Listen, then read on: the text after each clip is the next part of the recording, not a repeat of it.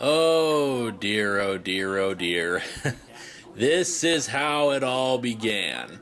This is the beginning of the age of Linkara, and his lighting really sucks.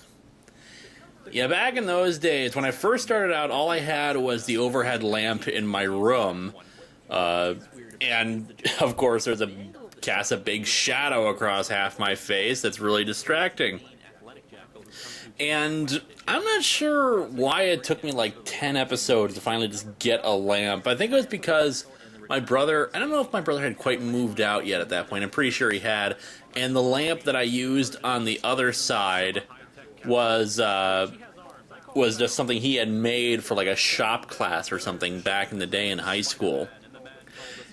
Also, since it was my first video, I wasn't used to a lot of the editing stuff, and I wasn't sure how to do a lot of the comic book stuff, because up until that point, all I had done was text reviews.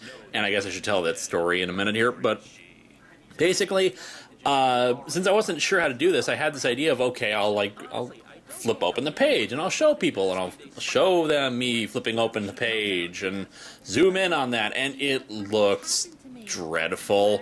It was a bad idea. And of course, there's a lot of quick cuts right here where you can clearly see that I cut a scene because I'm not sure, like I didn't have a full take that worked well, or half a take. I didn't like the other half of the take.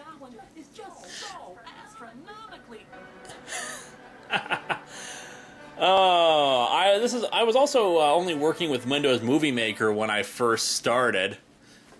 So of course I wasn't really good with, text overlays. And that's why we have that "This is how the Clone Saga" ended, with that little just box down there.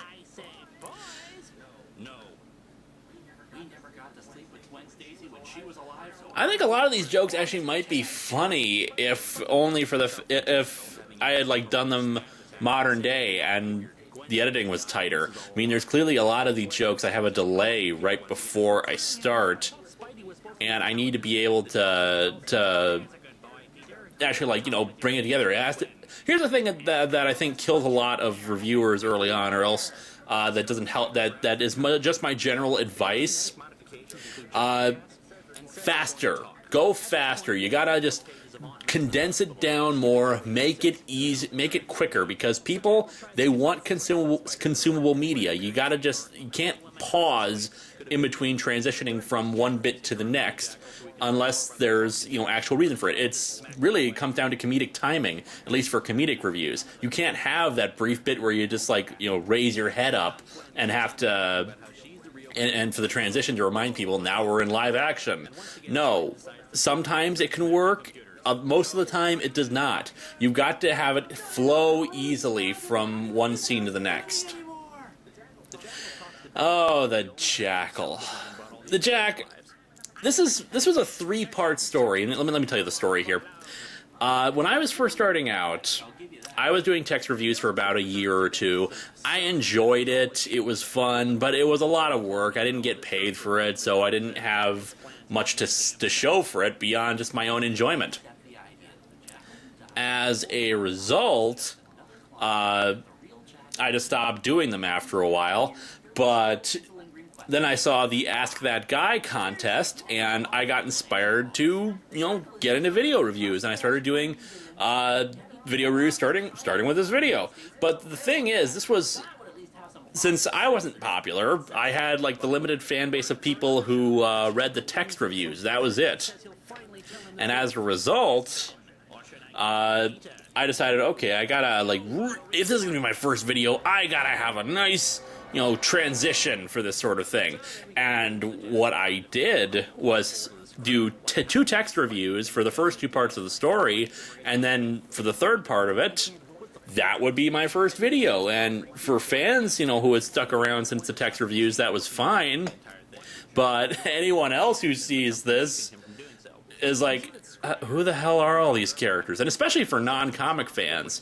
And even I, when doing this, I was a fan of comic books. I was, big into it. I knew a lot of the details of the Clone Saga, but You ask the average viewer, or even a casual comic fan, say, remember Scryer?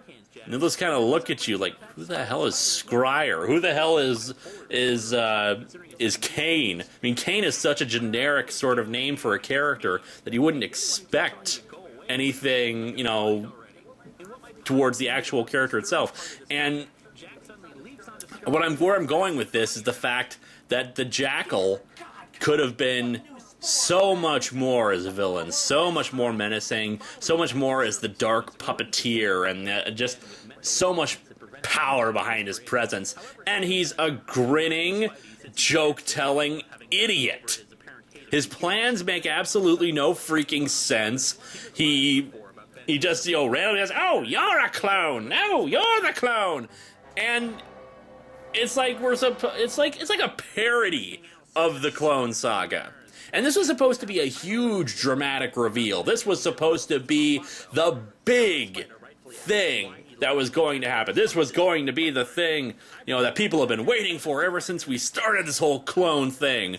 And yeah, I know the storyline is called Smoke and Mirrors, but you gotta have some sense in the character. It really comes across that the creators didn't know what the hell they were doing and didn't know what to do with any of these characters. And of course, they're trying to fill in all these plot holes, like about the High Evolutionary, because there was a story that undid, you know, the original Clone Saga from the 1970s. Why they decided to do that, and it's from the same writer who was writing at the time, it just doesn't make any sense. Of course, there's a lot about the Clone Saga that does not make any sense. But the point is, the Jackal sucks. He's a terrible villain. The original was such a great villain. I mean, you really kind of felt for him, like you know, because Peter. We talk a lot about Peter feeling guilty about losing Gwen Stacy, but you don't see a lot of the consequences of those actions. And that is really at the heart of it, that there was someone who actually loved Gwen Stacy just as much as he did, and he blamed him for that. And you could say that's a great motivation. That's a wonderful thing you do with a villain. And then suddenly he wants to take over the world. Why? He's a freaking college professor. It doesn't make any sense. And this whole misdirection in part 3 with another Gwen Stacy clone, they weren't going to do that at the end of this sort of thing. That's something you build up to over time. Oh, and earlier, this is starting to sound like a bad comic book plot. I wanted that to be a recurring gag, but there's that text again. But really, it only ended up just being the annual tradition for the Clone Saga videos. I don't know why I didn't use it again later on.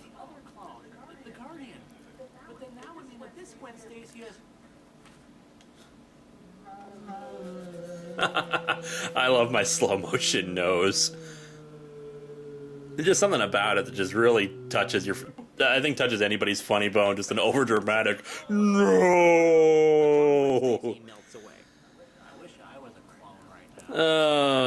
My delivery. I see it sounds so unenthusiastic, and I think part of it is because I was recording the live action bits separate from the voiceovers. And of course, yeah, sure, I've acted before, but this is my first time doing a full-on review, straight on, and, you know, talking to an audience. I hadn't perfected any of my craft yet. Smoke and mirrors, smoke and mirrors. My God, what goes into the minds of some people that think that, yes, let's make him constantly crack jokes. That'll make him menacing. That'll make him a memorable villain.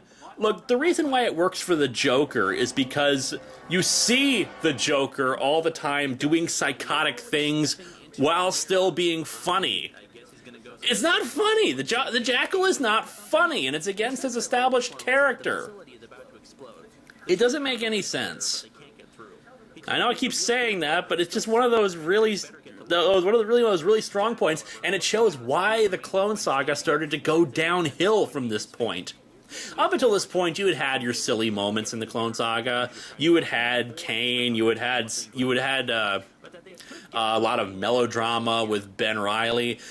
But as soon as the Jackal returns, there's no saving this. You've gotta get him out of the way because he is so inconsequential to the whole thing. He doesn't actually do anything. I mean, if you look at his impact on the actual Clone Saga, he should probably be the big bad of it all, because he's the one that started it all. But, nope. He has no real impact. Nothing changes. Everything they wanted to do with him, he was completely pointless. You could cut him out of the story, and it probably would be stronger for it. And of course, I'm looking off screen a lot here, and it's because of the fact that I had my script on a laptop. I've been doing this since the beginning, where I have my script right behind on my laptop, and I use that as a teleprompter right behind my camera. But since this was my first time, I hadn't figured out the placement for it, where I should put it exactly, so I could still read and still speak into the camera. But there you go. Ah, the Jackal's homemade butter. That was another thing I wished had become a recurring joke. I think the darkness actually helps cover up the fact that I'm looking away from the camera. But over time, people I finally place the laptop behind the camera, and sometimes sometimes you can still see my eyes kind of veering off to the left. Other times you can't. And what you gonna do? So yeah, that's how it all began.